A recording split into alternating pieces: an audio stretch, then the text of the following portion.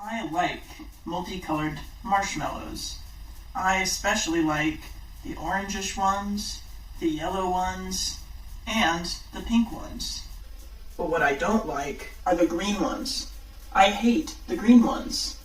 If only there was a way to pick out all of these green ones instead of having to take them all out one by hand, all by myself.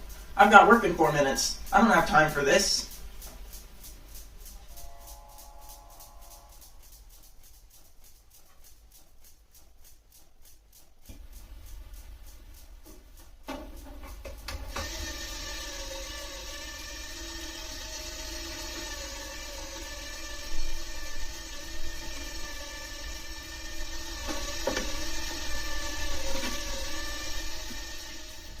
Diving into the code now, we can see that after the Arduino receives the red, green, and blue values from the sensor itself, these values undergo a series of comparisons to determine which range these values are in.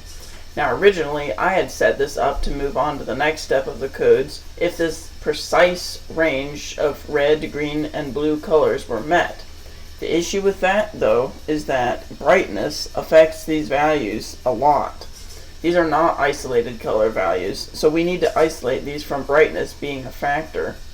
I'll show you what I mean. If I take this green object right here, then you see the values are... Now if you move the green object much closer to the sensor, you'll see all of the values are greater now, not just the green.